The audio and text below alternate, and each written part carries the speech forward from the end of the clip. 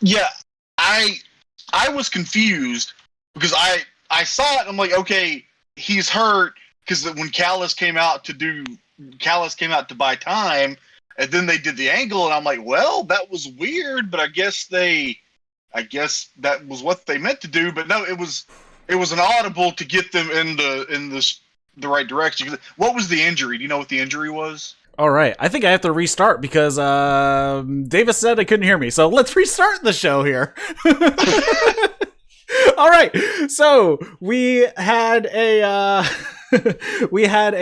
throwback, couple throwback moments of the evening, and one of them was good, one of them not so good. We had 3 title matches on the show, and this intro is not nearly as good as the first one that I did, but that's all right. Then we had a New Japan title defense, which is just crazy to think about, but all the matches were good on this show. Not a ton to complain about. But then, of course, we did have the snafu during the Orange Cassidy Pac match that caused a big audible that I didn't realize was an audible until later. And I went back and rewatched the ending. I'm like, oh, yeah, that's not very good. Yeah, I was confused because watching it, I was like, I thought, something happened. Like, clearly the Orange got hurt. And do you know what the injury was? Orange Cassidy? He got kicked in the face, which then knocked him loopy, and immediately Pac hit a Liger bomb that was way too high angled, so he just bashed his head into the ring again. Yeah, that Liger bomb was stiff. But yeah, I thought he was hurt, and then Callis came out, and I'm like, well, he's buying time, and then they did the thing, and I was confused. I'm like, well, it looked like something was wrong, but they got where they were going. But then come to find out, they were supposed to go to a 20-minute draw, and then just they got to the draw another way because they had to call an audible because Orange was hurt. But it made something else make sense to me because during the main event, I had the impression that it was going on longer than it needed to.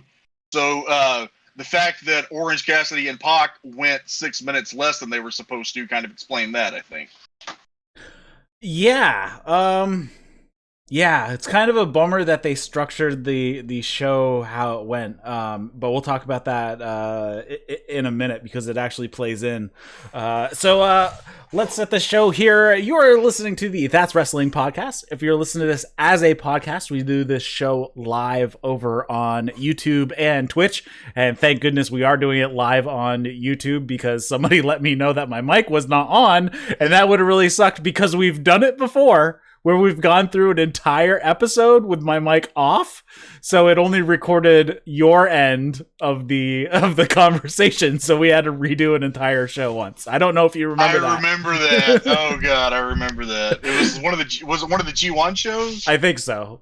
Yeah, it was one of the early shows when we were doing 2 people as well. So, yeah. Head over to YouTube or Twitch. The link is in the show notes. There's also a Discord. Link is in the show notes for that as well. Comments, question, feedback, send those to eric@thatswrestling.com. You can snag the RSS feed at thatswrestling.com as well. Follow us on the Twitter, That's Wrestling 1 with the number 1. And tonight I have me once again, Trae Wisecarver. You can follow him on Twitter, Wrestleism. Let me tell you about our Lord and Savior Kota Ibushi. Yeah, man, this was other than the kind of little snafu there in the match that we talked about, I thought that this was an excellent Dynamite. Just right from the get-go, man. They start with, it's the real fight feel, and they're showing they're getting ready for this big Moxley Nagata match. And then I didn't kind of register, like it didn't quite register that was going on first. And then the show started, and I was so excited. I've been like just so geared up for this match for the past 2 weeks. When the first music that played on Dynamite was Mission Blow, I just gasped. And then it got better. Man, Yuji Nagata came out with Ren Narita, and not getting on JR for this because why would he know? But Ren Narita, no longer a young boy, he is on excursion. He has graduated from Young Lion status. Just for the record, And Mox had Eddie Kingston in his corner. It was really cool. Somebody tweeted, I appreciated this very much, Jon Moxley versus Yuji Nagata with Bryce Remsburg as referee and Eddie Kingston at ringside is some shit straight out of Fire Pro.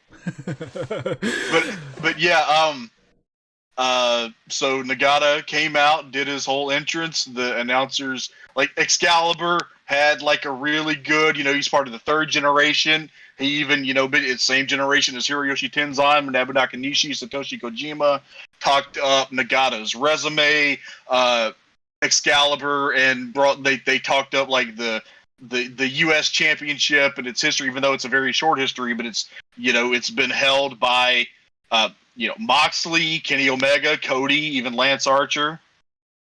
And just this match, man, it was, they didn't have a ton of time, but it was, you got what you wanted. They beat the shit out of each other, and then, I'll let you recap the match. But the point that I was getting to before I got lost, Mox came out to Wild Thing by the Trogs.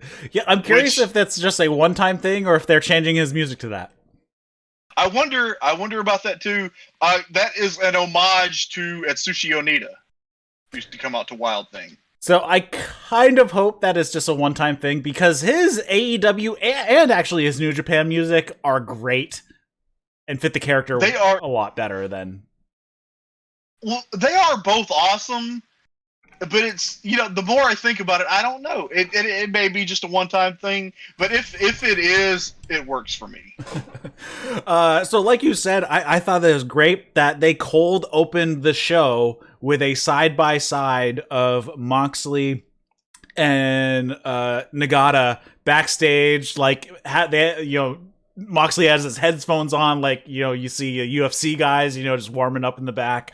I thought that was great to cold open. They go right into the theme, and then they go right into Nagata coming out. Moxley comes out to Wild Thing, as you said, with Eddie Kingston. They just go straight into striking some more. Kicks from Moxley, kicks from Nagata. The first pin attempt comes from Nagata after hitting an exploder. Moxley hits a German suplex and a massive lariat for a 2 count, and then Nagata comes back. He hits a avalanche exploder, and Moxley gives him the double birds, gets kicked in the face for it for a 2 count. Nagata then gets on the arm bar. Moxley makes it to the camera almost missed Nagata doing the whites of the eyes, his face, which Excalibur, man, fucking Excalibur, always on point, was ready to call that shit. They throw some massive forearms. Nagata hits an enziguri. Moxley pops back with a sliding lariat. We have some back and forth. Moxley hits some rising knees. They jostle a little bit, hit a paradigm shift, and that is all she wrote. I thought this match could have used 5 more minutes, I think. And in retrospect, if they would have given it 5 more minutes, everything would have worked out. I was a little bit confused here on the finish. So it was an AEW ring and an AEW show, but a New Japan Championship match under New Japan rules. Was that a paradigm shift or a Death Rider? Yeah, I don't know. Could be either. Could be both. The one thing I was a little disappointed in, they didn't have a New Japan ref. Yeah, I thought about that too, but I think it's because they, the refs that they're using for Strong are, American refs, so there aren't any, Japanese refs. But I would have liked, I wished for this, and I know he's retired, but just for the occasion, I would have called Tiger Hattori. I was just about to say that, if you didn't say that. Tiger lives in New York. Just fly him down. But dude, I think even if they had one of the American refs, at least having a New Japan affiliated ref with shirt on, I think would have been the nice little touch. Yeah, I really like with the Kenny Omega Rich Swann match in Impact when they had the Impact referee there, but they also had Aubrey there in her AEW shirt. Mm-hmm. That was cool. But yeah, man, I agree. I had the same thought, but just, Yuji Nagata on TNT for the first time, and I think JR said 28 years, but 1998 was the last time he was on TNT. But this was just, they would have probably, if this match happened in a New Japan ring, they would have probably gotten more time and had a better match.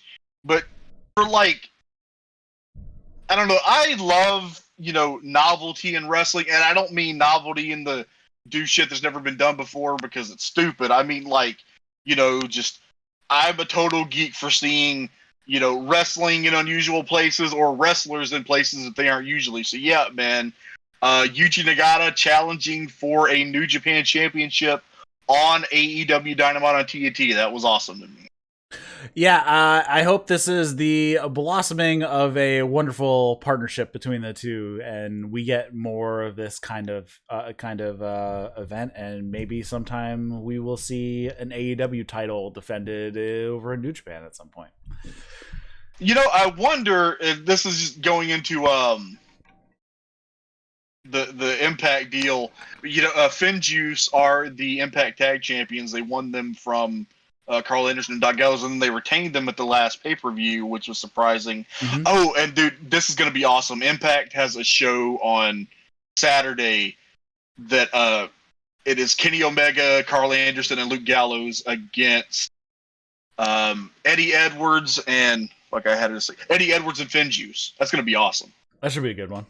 But anyway, I'm wondering if they are waiting to see if in a few months they're going to be able to get Gallows and Anderson into Japan and do the Impact Tag, have them have the Good Brothers come to Japan to take back the Impact Tag title. But that's unrelated to AEW, and I'm sorry. It was on my mind. Well, even that, now that you even bring it up, we have massive contrast between the two countries right now, because today the CDC said everybody who is fully vaccinated, you don't have to wear a mask anymore. And in Japan, less than 2% of people have been vaccinated. Yeah, and I tweeted, I will take my mask off when somebody beats me at Arena Mexico and not before. I don't know why. I now that you have an excuse to wear a mask everywhere and hide your identity, I'm down with that. Right, seriously? Less government tracking. I'm not like a super paranoid person, but the ubiquitous facial recognition thing really creeps me out, so yeah, I'm gonna keep my mask for a while. Post-match of the Nagata Moxley, they show respect. They bow to each other, shake hands, give a little hug, and call it a day there. Next up, we had Alex Marvez backstage with Ortiz, Sammy, and Jake Hager. No Santana or Jericho was with them. Ortiz says, yeah, you guys got us, but Max showed his true colors by throwing Jericho off the cage anyways. And then, like a coward, he got Santana arrested for stabbing him with a fork. And then he says, you're lucky you didn't use that fork to gouge your eye out and eat it. A bitch move, Max. But I assumed that, I don't know, maybe Santana was, just had an injury or it was just couldn't be a TV. But the fact that I just thought that was genius. Oh my God. It really, really paints MJF as the irredeemable, disgusting piece of shit that he is. I love that. Yeah. It was just a little thing, but it was phenomenal. Yeah, so Santana actually took the week off because he did hurt his back during the Blood and Guts match. Remember when he got tossed against the cage and he fell between the cage and the apron? They say they tweaked his back there. So that's why he was off this week. So not sure when I'm assuming he's back for Double or Nothing. He's a little banged up, but he just was taking it easy this week, I guess. Hager comes in and probably actually cut a decent promo for Hager. This is high praise. He says, we told you had to kill us, but we're all still alive. Fact is, you failed. We want another match. That was the summary of it. And then Sammy says, as long as the Inner Circle and Pinnacle are in the same company, this will never stop. We're going to end up changing the title of tonight's show from the Coronation of the Pinnacle to the Funeral of the Pinnacle. So give us a rematch or we will put you in the grave. Yeah, good stuff. Good to see some intensity from these guys. Next up, this is the throwback that I did not like very much. This is Cody's coming to the ring. Again, I'm gonna keep saying it until he does. He needs to go back to his old music. I do not like the remix. I'm gonna give the highlights of it. I didn't write it down because it was pretty long-winded. Basically, Cody gives a rah USA speech, talks about how Ogogo doesn't respect the US. This is like way over pandering. And it was bad enough that Ogogo was doing it. Like, we're not at war with the UK. I mean, we don't have issues with the UK, so what the heck is going on? Basically, Cody says they'll be fighting a double or nothing. Also, he says that he won't be the American Nightmare for one night only. He'll be picking up the sword that only he or his brother can wield, and it will be Anthony Ogogo versus the American Dream, Cody Rhodes, at Double or Nothing. I didn't like this. It is 2021. Do we really need to use, bourgeois liberal flavored nationalism as the heat for a pay-per-view match? This is just a dumb thing. I made fun of it last week that, UK and Britain, like we've been allies for a century. But on the other hand, I think Anthony Ogogo has a lot of raw talent, and he has been training with someone who's clearly one of the best trainers in the wrestling business today. And Cody is like really, really good, and like he got a match out of Stephen Amell. He got a match out of Shaq. I think that Cody and Anthony Ogogo will have a very good match. Yeah, I think the match will be fine. I think this type of build just doesn't work anymore, especially especially considering this is a global company. This is not a territory. This is not WWF in 1985. This is a company where probably the second biggest audience is in Canada, and your third biggest audience is in the UK, which is bigger than WWE's audience in the UK. Is it really? They beat WWE in the ratings like every week. Did not know that. Yeah, like WWE's down to like 8,000 people watching in the UK.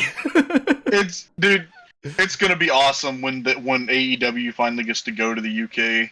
Yeah, which Tony said the plan last year before the pandemic was for Fyter Fest to be in London, and that would have been all. But when UK fans are just for like a hot American product, dude, they are gonna go crazy for AEW. Yeah. So I mean, guess that's what it is. It's like you're alienating like the rest of the world with this type of conflict. It's like, well, the rest of the world doesn't care. And then you're alienating the UK. And so it's like, yeah, nobody cares. All right, moving on. They go into the Young Bucks versus SCU match. So they do a bit of a video promo, quick sit down video package with Christopher Daniels talking about he feels betrayed by the Bucks and how they're acting now. They've been travel buddies for, since forever, going back to ROH days because they live near each other. And then basically they talk about the self-imposed stipulation, Christopher Daniels and Kazarian, they'll no longer be a team if they lose. The video package was fine. Did you watch BTE this week? I did not. I haven't watched it in a little while. So this week's BTE was, they should have put that on Dynamite. That was the name of the episode. And they should have, because at the beginning of BTE, Matt probably cut one of the best 5-minute promos on SCU. And then at the end, Christopher Daniels had a 5-minute promo rebutting, basically. And it's like, yeah, this should have been on Dynamite. So yeah, those promos were better than this promo. And this was okay. So we go into the match of SCU versus the Young Bucks for the AEW Tag Team Championship. Anderson and Gallows are at ringside for the Bucks. Don Callis goes to commentary. Nick and Kazarian started off, and Kazarian just like takes Nick down, belly down, just slaps him in the back of the head. Like, yeah, little kid, this is what we do. Tags in and out from SCU working over Nick. They do a double team every time they do a tag, so they just keep working over Nick. But Matt sticks his body through the ropes and backdrops Christopher Daniels to the floor when Christopher Daniels was thrown into the ropes. And Nick gets a tag over to Matt finally. Matt hits a apron bomb, and then they hit a draping assisted senton between the apron and the floor. We get some rule breaking from the Bucks, choking Christopher Daniels behind the ref's back. CD finally hits an STO to get the hot tag to Frankie, and Frankie just runs wild. He takes out both guys, ending up with a body slam, springboard leg drop to Nick for a 2. SU hits a neck breaker powerbomb combo for a 2. Matt gets tagged in, hits a celebrity, but he ends up getting hit with the celebrity rehab. And I love that Tony is like, "Did you just name that?" And he's like, "No, that's the name of the move." I thought he was like so giddy and happy about the name of that move. I thought it was great. Tony's enthusiasm is just I remember like one of the first Dynamites when Hager did a Vader bomb. And like Tony had never heard it called a Vader bomb, and he was giddy. I love it. I love Tony. Matt prevents a best moonsault ever on Nick, and then Nick hits Frankie with a ton of kicks. The over the rope facebuster. Nick goes to the outside, gives CD a super kick into the ring post, and immediately he comes up with a gusher. He was so quick on that job, too, because basically he hit, the camera was off him for like 2 seconds and went immediately to him, and he was bleeding. Yeah. Dude, this match was just... for the Bucks looked phenomenally douchey. Yes. My friend Amy, who's probably listening right now, texted me that they looked like they had time traveled back to the 1970s and mugged a soft rock band. Yes. Nick Jackson has grown a beard. He's starting to look like Kid Rock, so that's great heat. Well, you got to take the focus off of his receding hairline, even though he's the younger one. I thought of that too because I noticed that he's not wearing the bandana. So yeah, I guess that is it. The beard takes away from the receding hairline, and Kazarian hit a Styles Clash. Mm-hmm. You know, another nod to history there. They got the heat on Kazarian. Daniels came in a bloody mess and made a comeback, and they got the heat on him. Fucking Daniels was bleeding all over the Bucks' expensive shoes. Oh my god, it was awesome. And then Matt, the Young Bucks are such phenomenal douchebag fuckwads. Yeah, Matt mocks the Michaels Flair WrestleMania 24 finish with the "I'm sorry, I love you" and the super kick, and Daniels kicks out. And then Daniels goes for the BME and slips, but then rallies, gets up and hits it, and Nick makes a save. And then we had another blast from the Young Bucks pass. Go ahead. The ref gets pulled. Matt has a can of cold spray. He sprays it in Christopher Daniels' eyes. Hits him with the can, but still only gets a 2 count. Bucks hit the BTE trigger, and just like more blood just starts pouring out of CD's face. Nick blocks Frankie from coming in to break up the pin, so Matt does get the pinfall victory, and there's just a river falling off of CD's head at this point. And after the match is over, Frankie is just in the corner. He's got a blank look on his face, like he can't believe what just happened. We'll pick up at this point, but let's talk about this match. This match was great. It was action all the way through. It told a great story. CD gets, smashed his head into the ring post about halfway through. Christopher Daniels was great after this too, because he he acted woozy from losing all. He probably was woozy from how much blood he was actually losing. But he at least, if he wasn't actually, he at least acted woozy. So he was kind of stumbling here and there, and then missing, and then slipping off the top rope doing that BME. I'm like, oh man, that's not good. And then like you think about it, it's like, well, he could have slipped on his own blood because he's bleeding so much, but then he hit it anyways. Yeah. I just wanted, and Daniels tweeted that might be it, and I hope, like, I feel like he should do a singles match with Frankie Kazarian as his retirement match. But if that's it for Christopher Daniels, I just want to say that Christopher Daniels is a goddamn legend in the sport of professional wrestling, and the business is better for having had him in it for these 28 years, I think. Yeah, and now he's the outside of the ring in AEW. He's head of talent relations, so he deals with all the talent and whatnot. And I mean, that's perfect role for him. He's been everywhere, and is one of the most experienced guys. And he's probably one of the amazing. He's one of these guys that you've never heard like anything bad about. Like he seems to be like the greatest guy ever. I think like he's been married for like 20 some odd years to the same woman, you know, doesn't have those problems, never had like drug problems and all this stuff. He's probably like one of the best guys to have in there, and sticking around and having somebody like that on the office side of AEW is probably, you know, high up the list of gets. That I don't know. It feels like a shame that he never got a big run in a big company. But you know, he had a hell of a career. It's like he's not a Wrestling Observer Hall of Fame guy, but like, he should be something. Like, I don't know. He should be the first person that AEW inducts into their Hall of Fame. Yeah, and as far as if this is the end for Christopher Daniels, you know, great match to go out on his Shield, as I heard. I think Alvarez said something like that. And if not, if he does do a singles retirement program, as much as it would be fun to see it with Frankie, I think putting over a younger guy would be beneficial to put CD out. But it's not though. It's because you know this is it. Oh, he's done. Just let him have a babyface match with his best friend and go out with a hug and a handshake and with his head held high. Yeah, I guess you could do that too.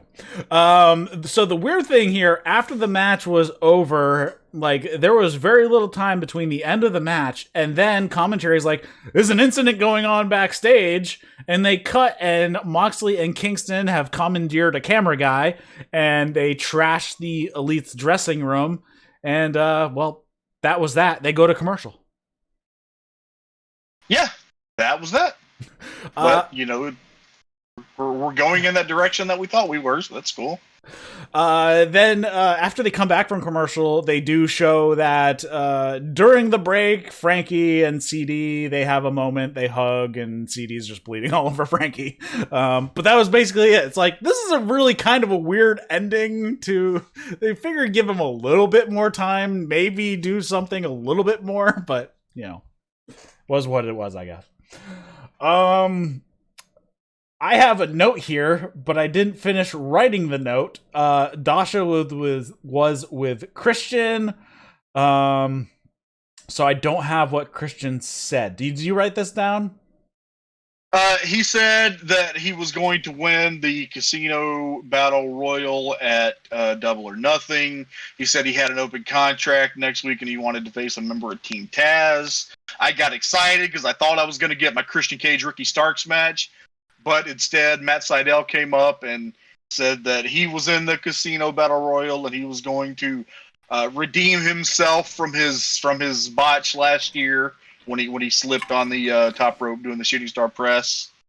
And so he said that he assigned the contract. So next week we are going to get Christian Cage versus Matt Seidel, which I imagine will be really good. But I need my Christian Cage Ricky Starks match. Well, I don't know when that match is going to happen because Starks is going to be out for a while. Oh yeah, I just saw that he's. Oh yeah, what's his injury? So during the match with Hangman, remember it looked like he was limping around because he landed weird. Well, also in that match, not only did he jack up his leg, he also broke his neck. So, fuck. So okay. he has a broken neck. It's not like super bad, and they don't think it needs surgery or anything. They're expecting 8 weeks or so, or not 12 weeks or so before he can really do anything again, and they'll have to reevaluate at that point. Okay. And thank you for clarifying that was Ricky Starks and not Kip Sabian. Why? Because you said it wasn't super bad. Oh, okay, got it. I didn't even get it. But I mean, have you heard anything about Kip Sabian? Because he's out. He had to have surgery. Yeah, I gathered once I saw that he was that was why they did the beat up angle with Miro. I was gonna say, what's his injury? I don't know what his injury was. I just heard he had to have surgery for something. Storyline wise, he had to have surgery on his arm because Miro broke it in the door, but I doubt he actually had surgery on his arm because I don't think he would give up his arm if he actually had to have surgery on it. Okay, well he'll get several months to anticipate being eaten alive by Miro instead of it happening right away. All right, then we go into the match that was a little interesting near the end there because they had to do a lot, and we'll talk about that. This was Orange Cassidy versus Pac, '1 Contenders match. I mean, their match at Revolution 2020 was awesome. I love that match so much. That was one of my favorite matches in AEW history. But both guys come out the babyface tunnel, even though Pac is clearly a heel, I think. I don't know. He's literally the bastard. Right. But he came out the babyface tunnel. Orange Cassidy takes his glasses off, puts them on Pac. Pac takes them off and breaks them.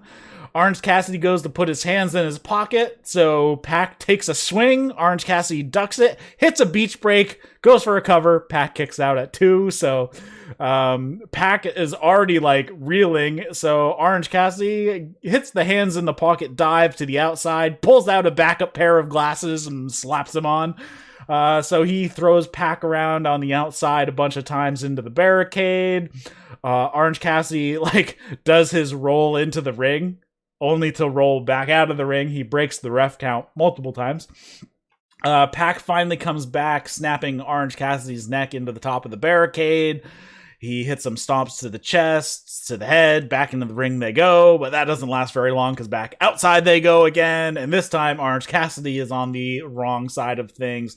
He gets sent into the barricade a bunch of times. Back in the ring, Pac hits a shotgun drop kick off the top rope, goes to the other side, hits another shotgun drop kick off the top rope. Pac goes up again and hits another shotgun drop kick, this time to the back of the head. And then Pac goes up to the top rope, and we get the Orange Cassidy sees him, and he just rolls to the other corner. And then Pac gets down, gives him a stomp for good measure, goes up top, and Orange Cassidy this time continues rolling the same direction. So he rolls underneath the turnbuckle, so he's laying there under the turnbuckle. Pac is at the top of the turnbuckle, and Pac is like, what the hell? Pac gets off the turnbuckle, gets down, and Orange Cassidy pulls Pac face first into the turnbuckle, and it's a victory roll with legs crossed for the pin attempt, gets a 2 count, and then this is where things go south. Pac kicks Orange Cassidy right in the face, and he got him good there. I've gone back and watched this, and you can see Orange Cassidy at this point is already a little bit lost, and Pac kind of had to muscle him. I'm not sure if Pac realized that if he was dead weighting on purpose or not, and he just went through with it. But this means that when he went for the Liger Bomb, Orange Cassidy timed it bad, and he started leaning back too early, and this bounced Orange Cassidy's head off the mat again. So Orange Cassidy is loopy. He is putting his hands over his eyes and his head. and OC rolls out of the ring, and they go to commercial. So Aubrey checks on Orange Cassidy. Throughout the commercial, I don't know what this was. If this was picture-in-picture, it was probably picture-in-picture. But I was watching on Fight, so I saw the whole thing. So there was a lot of talking between Aubrey, Pac, and Orange Cassidy. Roundabout, Pac lets Aubrey start a 10 count until Orange Cassidy drags himself into the ring at 5. Don't know why he didn't milk it till at least the 9 count. So that did make a ton of sense right there. Pac tries to pin right away, gets a 2 count. Pac works a side headlock, slows things down. They're all communicating. Then once they come back from commercial, they talk about how basically right after they come back from commercial, Aubrey calls for the doc to check on Orange Cassidy. And then they pull out the audible that they've decided to go with. Don Callis comes out and says, Kenny is what are you? Do you charge by the hour? Kenny's a businessman. We need a winner here. And so he comes right up to the edge of the ring. The ref is trying to get him to, back away and stop yapping. From behind, Kenny Omega comes in, whacks Pac with the title belt. So when Aubrey turns around, we have both Orange Cassidy and Pac are down. She starts a 10 count, and we get a double 10 count draw here. And Dawn says, well, I guess since we don't have a winner, Kenny doesn't have an opponent, so we're going to go on vacation, basically.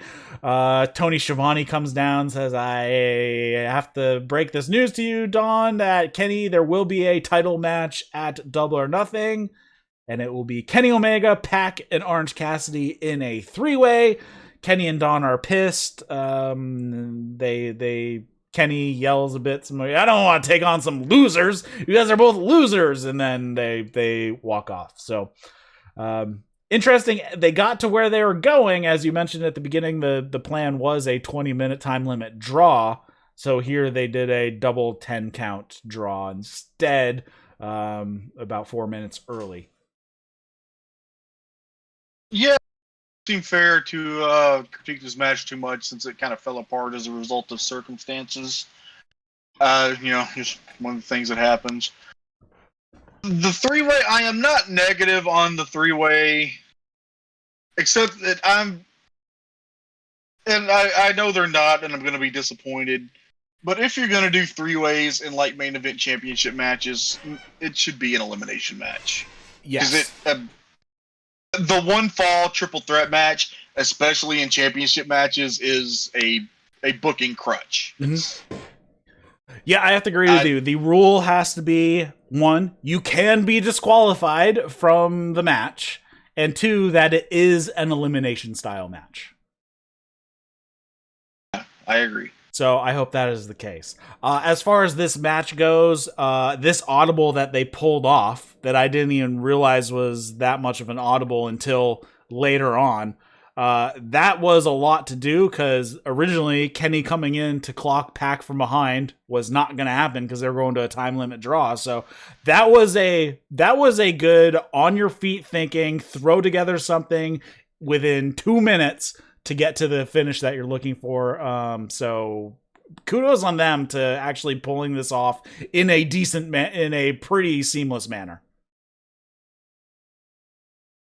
Yeah, agree. All things considered, I actually thought that Orange was going to win the match.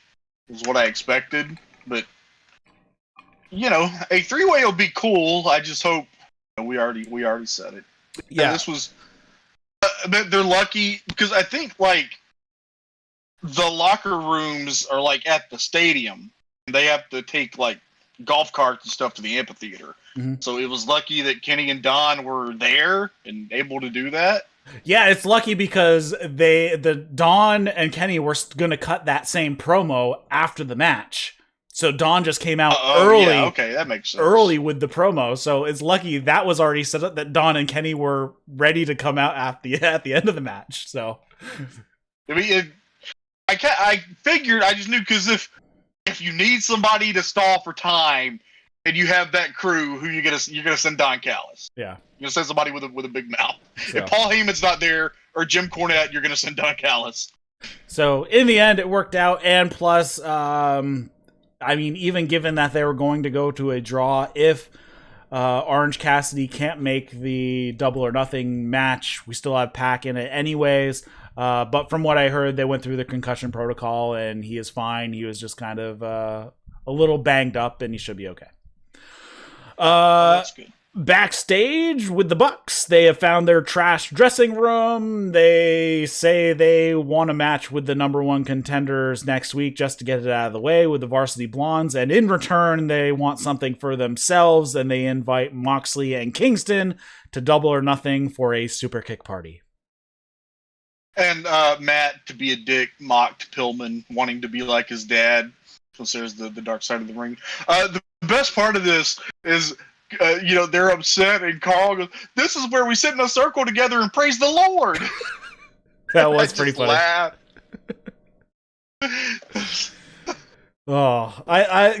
Gallows and Anderson, they can be really funny. Sometimes they can go way too left field. Sometimes on like BTE, they need to pull it back a little bit. But that one was funny. That was definitely one of the funnier quips. Dude, I listened to Talking Shop for a long, long time. Do you remember the Southpaw Wrestling YouTube show that they did? Southpaw Regional Wrestling, yes. That was great. That was good stuff. That was great, yeah. I think they go to commercial. They come back from commercial, and we have Hangman is in the back with the Dark Order. Alex Marvez asks him about his loss to Brian Cage, and he gets dropped down to number 5 on the rankings. The Dark Order guys are talking him up, saying, "Don't worry, we'll get you back to the top in no time." Page says, it was bound to happen. Being at the top, I had a pretty big target on my back. Of course, it took 3 guys jumping me before the match, and a title belt to the back of the head, and a powerbomb on the stage for Brian Cage to beat me. But I think maybe Brian Cage didn't beat me as much as Taz did calling the shots. And if I'm the kind of guy like Brian Cage, like I think that Brian Cage is, someone who has dedicated his whole life to pro wrestling, I don't think I'd be so satisfied with that win. So Brian Cage, why don't you leave Taz and Starks and your little Bandcamp friend behind and earn it? If I lose, that's fine. I accept that. And for you, it's Double or Nothing, and Silver freaks out that Page worked the name of the pay-per-view into his promo. But this was a good... It was awesome. Yeah, some people are really down on Hangman being friends with the Dark Order. No, and I love it. It's great. I love it. I think it's great. Yeah. Oh my God, when they say that Page has been knocked into number 5 in the rankings, and Alan Angels goes, "It's not so bad being 5. They're such adorable dorks. Yeah. It's great. So this promo I thought was actually, some people didn't like it, but I thought this is a very strong promo from Page here. He, brings up, 3 guys had to beat the crap out of me before the match for them to win. And then he plays on Brian Cage's mentality. Is like, are you really satisfied with that win over me after you guys beat the crap out of me before the match even started? And then challenges him to a match at Double or Nothing. This is good. And see, the Cage beating Hangman was going to make perfect sense in the end, because this booking usually does. This is good. Yeah, it's not time for Hangman to get the shove to the top yet, so he's got to meet some adversity so he can overcome it. Mm-hmm. So this works out. Anything else on this before we move on? It was fun. Then we move on to the throwback that I thought was really fun, because I love the original and I love the original redo. And now I love this one. The Pinnacle Coronation. MJF comes out with a crown on his head with a bunch of hotties. JR says he's wearing a pink suit. Excalibur says, yeah, it really clashes with his face. which I thought was really funny. And the two of them just cracked up. MJF says, I told you I was going to take Chris Jericho's spot, take his crown. Now I'm the demigod. Now I am the king of AEW, and you will refer to me as the greatest of all time. The crowd boos, and he, being quick on his feet as he is, says, don't boo, you bow. You bow to me. You bow down to all these guys. You bow to the Pinnacle. Says that the Pinnacle is the ones to be thanked for being number one on cable last week. He says, and we even broke a record up in Canada on TSN because we had a great Canadian on TV last week, and his name is Sean Spears. The crowd chants Inner Circle. Again, MJF being quick on his feet says, I'm glad you brought up the Inner Circle because they are 2 men down because one of them stabbed me like a coward and the other tripped and had a little bit of a fall. I love that he says that, stabbing him like a coward, even though MJF was the coward on getting him arrested in the first place, pressing charges for what happened in a wrestling match. Anyways, one of them tripped, had a little fall, so that's why I'm perplexed on why you guys want another match. Do all you people want to see a rematch? Well, my answer is no. Tully grabs the mic, says, you know what it's like to be on top looking down at all the other talent. I've been there many times in the past, and this group of guys took everything the Inner Circle had to dish out last week, took everything they had, and then they're waving their arms saying, I quit. But these guys didn't quit. So I have a present for these guys. I spent thousands of dollars. And he bought them all watches. And he says, every time you see this on your wrist, you will look at it and say, hey, this is a present from Tully Blanchard. And that being part of the Pinnacle is all it's about. That's the top of the world. You're looking down on everybody else. And it looked like he was going to continue on saying something. We hear a car horn start beeping, and MJF like, what the heck is that? And in drives in Ortiz, Sammy, and Hager on a utility vehicle towing a water pump tank behind them with a big sign that says little bit of the bubbly on the side. MJF tells them to drive off. The Inner Circle is done. You're never going to see Chris Jericho again. Chris Jericho stands up from the back of the trailer and he addresses MJF, says, so we're going to ask you one more time. Will you give us a rematch? Yes or no? And MJF says no. And Jericho asks him to clarify. And again, he says no. And Jericho says, okay, get him, Sammy. And Sammy sprays down the Pinnacle, all the Stone Cold style with a lot of the bubbly.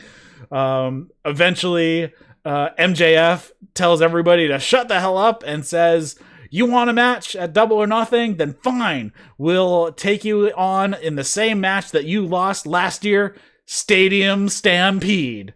And if you guys lose, the Inner Circle has to break up forever.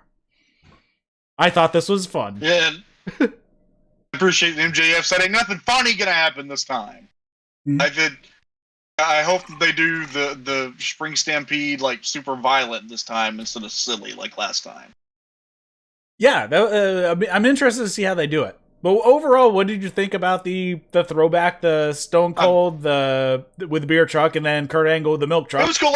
Like as soon as they drove in, like you knew where it was going, which was everybody but the heels knew. That's fine. It was funny. I was surprised that Jericho was there, but he was there in a freaking arm brace, and it clearly like everybody knows he landed on a crash pad. So yeah, I think that for him to be there. I think the tweak of the elbow is a legit injury, though. Yeah, sure. That looks pretty reasonable to know. Like we know he didn't really on a concrete stage, but yeah, dude, MJF is just an amazing promo, and just totally. Yeah, he's not the demigod; he is now the demo god. Yes. Since last week. Did I say demi or did you said demigod? Oh, you said demigod. I'm sorry. You said demigod. That's cool. The demo god. Yeah, this was MJF. Man, you can't go wrong with an MJF promo. Yeah, and like I said, in two places, he just took what the crowd was giving and just continued and completely incorporated it into it. Like, I'm amazed on how quick on his feet he is, and that's just what makes his promos even that much better. So yeah, Stadium Stampede Part 2 at Double or Nothing. So we'll see how that one goes. He's like a Roddy Piper, man. He's just something special. Next up, we have JR sitting down with Brit Baker talking about the title match. They talk about the match they had with Sheeta last year where Brit got her face busted up, and she says, yeah, she busted me up pretty good, had reconstructive surgery, was out 5 months. That's not exactly how that all went down, because it was after she tore her ACL was when she then had the reconstructive surgery, which I thought was funny that they kind of put it like she had they patched her up, but then she didn't have the reconstruction until after the knee the knee got blown out. Anyways, since I've been since then I've been the baddest bitch on the block. JR, you said that. Those are your words, not my words. She says it's poetic that the monster that Sheeta created is the one that's going to dethrone her, unless she's able to kill me. But as we've seen, I'm pretty fucking hard to kill. And JR says, you think you're getting a little bit too emotionally involved with this? They talk about a brawl that happened at a photo shoot for Forbes, because Tony Khan is going to be in Forbes.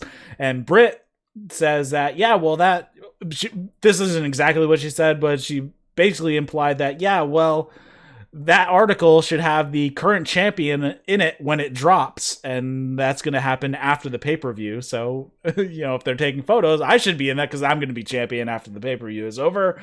They talk about Sheeta has been champion for a year, but yes, it's been a difficult year. She's kept the division alive, and Britt says that, but I am the face of the division, and the women's division will live on its own when I become champion, guaranteed. She came off like such a fucking star here. Well, all I got to say, she's phenomenal. Yeah, she is. Yeah, I mean that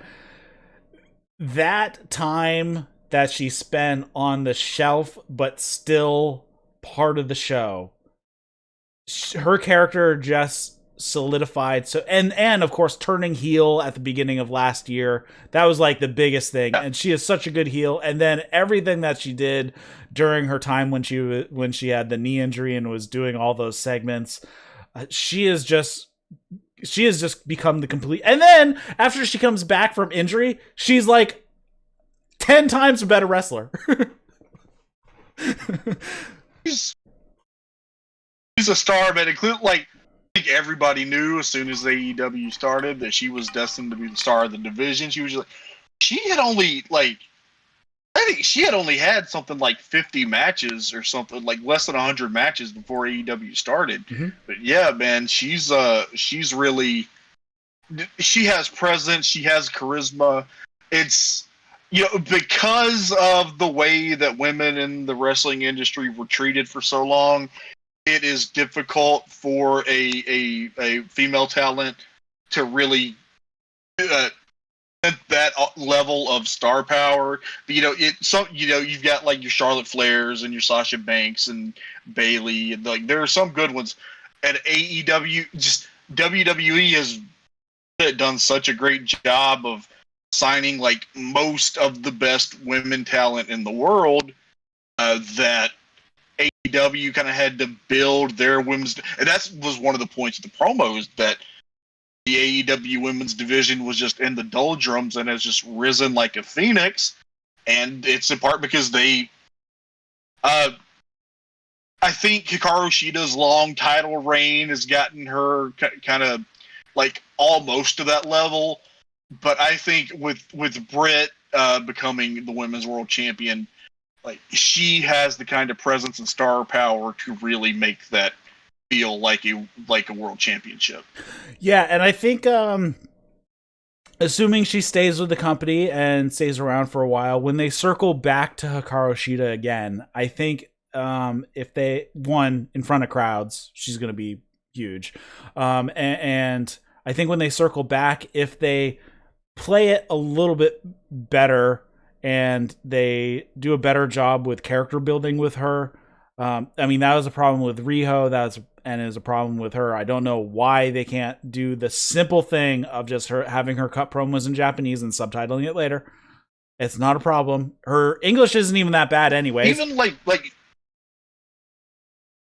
English has gotten steadily better. Like she's done a few interviews and came off really well, because if you've been watching AEW since the beginning, you've seen her English improve, and it kind of makes you feel a bond to her, I think. Yeah, and if you follow her on any of her social medias, whether on YouTube or on Twitter, she is the most lovable person in the world. I love her so much. She is just great. So I think if they work that into it, I think they'll get much more traction out of it and of course not being in the middle of a pandemic would probably help. Yeah. So next up, they have another star of the women's division, and that is Thunder Rosa, who I believe is sitting at number 2 on the rankings. She's at least on the rankings. I think she's number 2. I think that's what they said here. This is versus Jazmin, Allure, and last week with Brit and Julia. I have a bad feeling about Jazmin. And she basically got the crap kicked out of her. Rosa hit her with some chops, step-in shoulders to the midsection in the corner, more chops. Jazmin hit like one offensive move. Rosa beat the crap out of her some more, hit the Fire Thunder Driver, and that was that. Yeah, a minute and 55 seconds was, Thunder. Quick get over match. It was a squash. Yeah. So then they announced for next week, Trinity will return to defend the NWA Women's Title against Red Velvet. And my first thought was, feel like Red Velvet does not need to lose another big match right now. But then I thought, maybe she's not going to lose, because I think Camille, like Nick Aldis's big muscle woman, she's the number 1 contender for the NWA Women's Title. And I wonder, I was kind of thinking, and I don't know, this would require, a deal between Tony and Billy Corgan. But I think the optics of Camille beating Red Velvet for the NWA Women's Title would be really cool. So I don't know, I'm just talking out of my ass. And also the other stuff that's previously announced, and Anthony Ogogo versus Austin Gunn. Yeah, just cutting back again, I believe there's a match coming up with Thunder Rosa that if she loses the match, she is exclusive to NWA. I don't know who that's against, though. NWA is one of those things that I would watch if I had unlimited time, but I don't.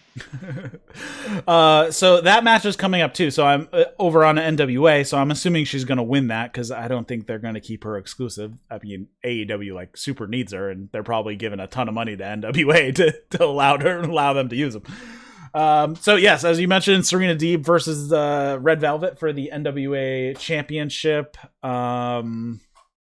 And then we have the Varsity Blondes versus the Bucks. We have Matt Seidel versus Christian Cage. Austin Gunn versus Anthony Ogogo. And then they follow up matches for Double or Nothing that have now been announced. Hangman versus Brian Cage. Cody versus Ogogo. Brit Baker versus Hikaru Shida. And then the 3-way of Kenny Omega, Orange Cassidy, and Pac for the AEW World Championship.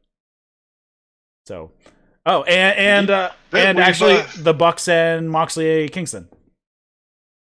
They didn't announce it here, but I'm assuming that match is going to happen now that the Bucks have challenged.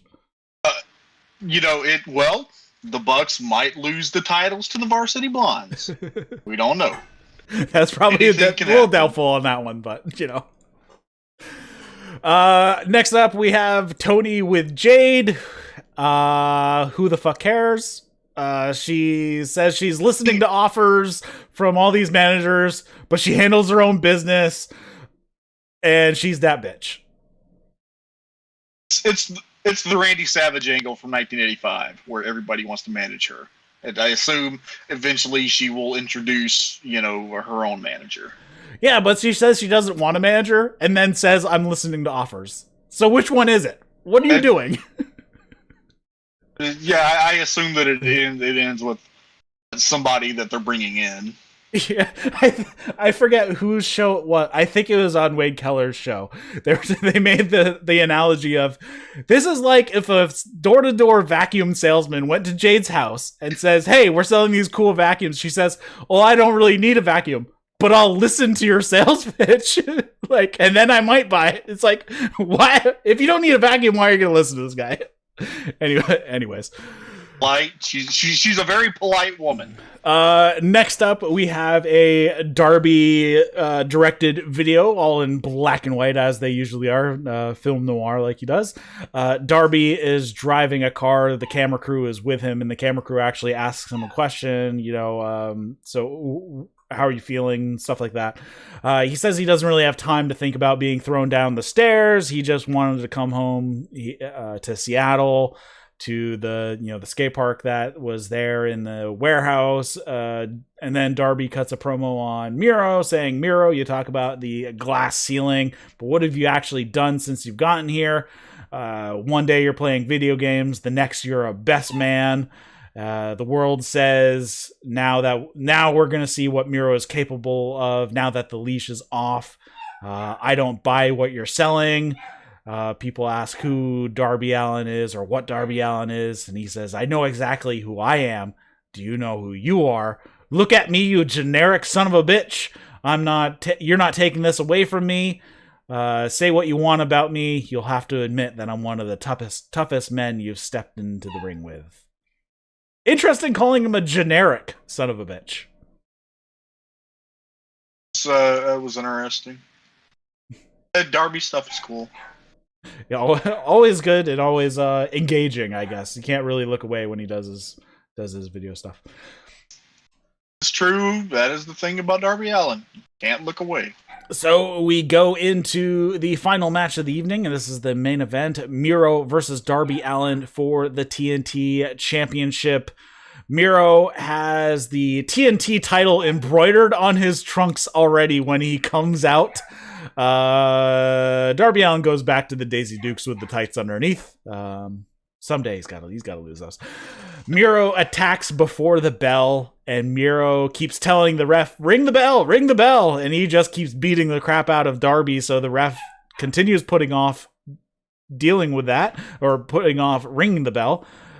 He gets beat up on the outside, gets thrown into the barricade. Miro yells at the camera, "Am I underwhelming now?" Darby's sent into the ring post, into the barricade. Clothesline Darby over the barricade to the floor. Backdrops Darby back over the barricade onto the mats. Back into the ring. The ref is still trying to ask Darby if he wants to start the match. Finally, Darby tells him to ring the bell. Miro kicks Darby in the face and gets a 2 count like immediately as the bell rings. Darby hits a few shotgun drop kicks on the outside. Darby posts Miro, hits this crazy high-speed cannonball dive that he does, and Darby bounced like 6 feet in the opposite direction when he hit Miro. It was awesome. Yeah. And that clip, there was a GIF on AEW's Twitter today that was just that playing over and over, and I watched it like 20 times because it was just so good. Back in the ring, here we have Scorpio Sky attack Sting from behind on the outside. But Miro and Darby have gone back into the ring at this point. A few punches from Darby. Miro is like completely unfazed by these punches. Darby gets tossed into the corner. Short elbow drop from Miro. Miro drags Darby to the edge of the apron to give him a few shots across the back of the head, then a running boot to the head. Miro hits what I am going to call a gut wrench inverted rock bottom. Or because it was awesome. That was like one of the coolest moves. And, Miro could only do it to a guy like his, Darby size because it was crazy. Miro puts on a bear hug and tries to squeeze the life out of Darby.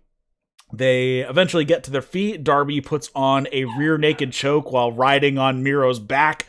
And Miro starts to fade, but he fades right into the bottom rope and breaks it up there.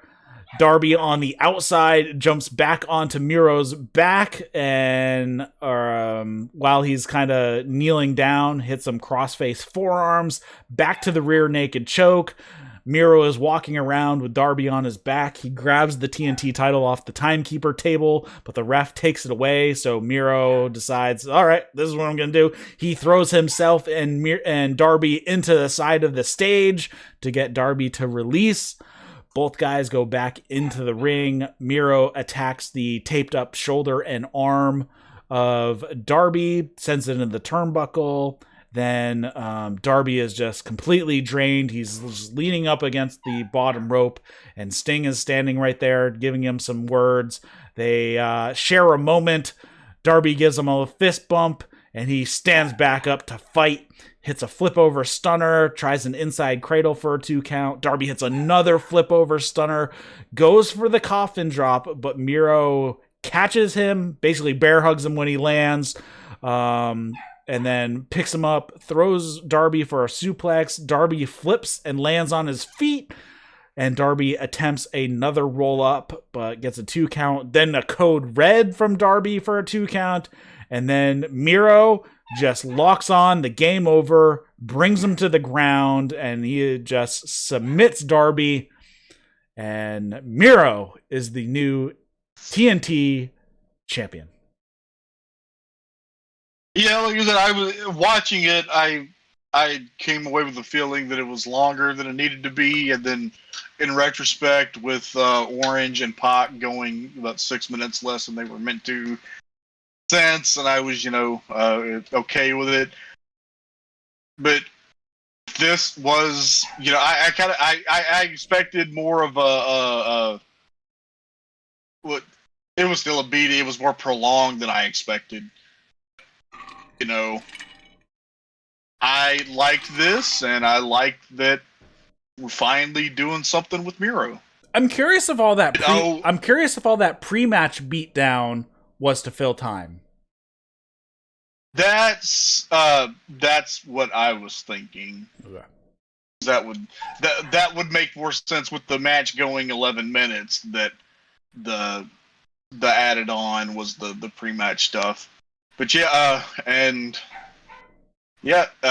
Miro versus Lance Archer going forward, maybe at Double or Nothing. That sounds awesome.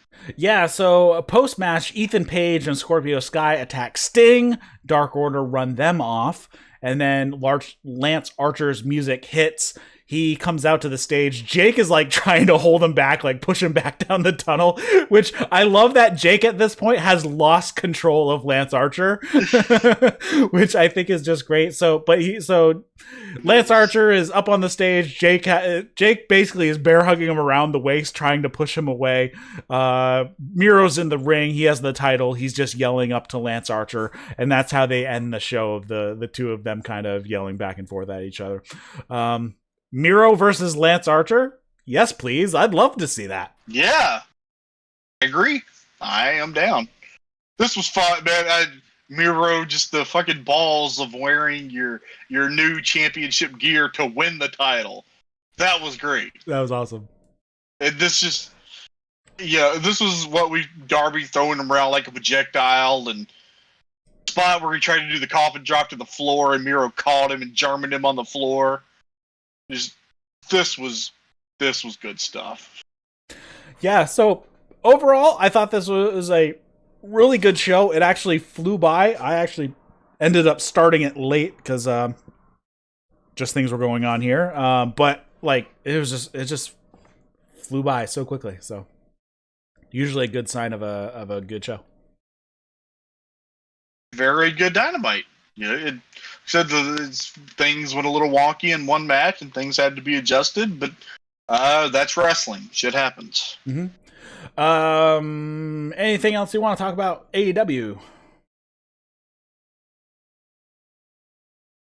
No, not AEW. While I'm thinking about it, El Phantasmo debuted on Impact last week. Yep. And he beat VSK with the sudden death. And then he is in some kind of multi-man X Division, whatever the fuck, next week. So hopefully, man, I'm I'm down for ELP kind of being in contention in the X Division, especially with Walking Weapon Josh Alexander being the new X Division champion. But yeah, we've got the fact that Finn Juice is still there and they're still the Impact Tag Champions. Now ELP is in as well.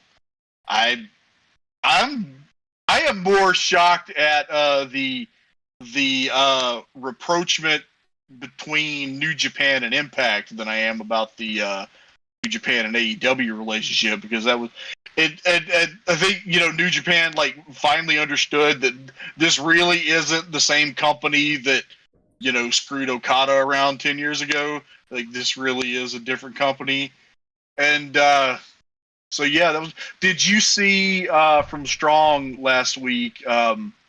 Nagata and Ren Narita against Jon Moxley and Chris Dickinson. I did not, but I heard it was awesome. It's fun, man. Ren Narita. God, I know. Obviously, he was in Jacksonville. We saw him on TV. I hope that Ren Narita got booked on Dark. That'll make me so happy. Oh yeah, that'd be good. If you watch, if you haven't seen him yet on New Japan Strong, man, he's gotten so much better. And just watching him in that tag match, it's partly because of the visual, because he wrestles in the black tights and he has that kind of slender junior heavyweight look. It does remind me of a young Shinjiro Otani. I mean that with a great bit of respect. Like Otani, but with more like a hard technical base, like a Koji Kanemoto or a Minoru Tanaka. Yeah, that's my New Japan diaspora update. Yeah, as far as New Japan goes, who the heck knows when they're going to have the next show, because they have 9 guys, last that I heard, that have COVID. Not just 9 guys who are exposed, but 9 that actually have it. So, man, because they did for so long, nobody associated with New Japan had a COVID incident, and then now, so I guess. They haven't. Is the state of emergency in Tokyo at this point still to the end of May? Last I heard, I'm sure they'll probably extend it at this point. Yeah, because they have New Japan has the show in Osaka on June 6th. Also, Cyber Fight, the new parent company of Noah and DDT and Tokyo Joshi Pro, they have a show at the Saitama Super Arena and on June 6th. So, and that's greater Tokyo era. So I assume that's not happening either. All right. So this was posted on the 11th. Japan's third state of emergency is now in effect in 6 prefectures: Tokyo, Osaka, Hyogo, Kyoto, and expanded to a couple other places. Currently scheduled through May 31st on all locations. That was as of 2 days ago. One more AEW note.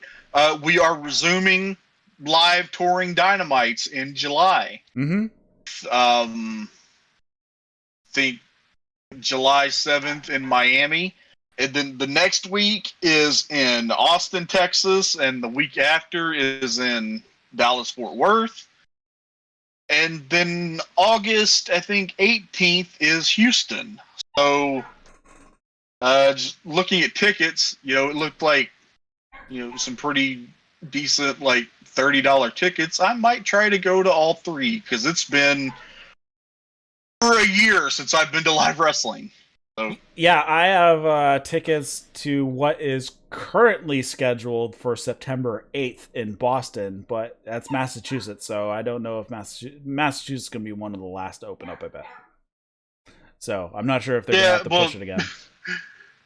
I'm pretty sure Texas is going to be good to go. Our governor's a fucking idiot.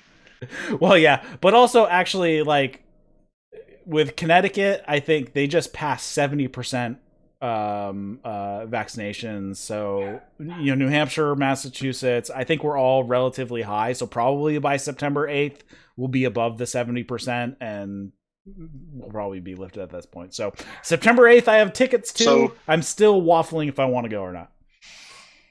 So hopefully we'll have some live reports on Dynamite here in the coming months. That'd be fun. Mm-hmm.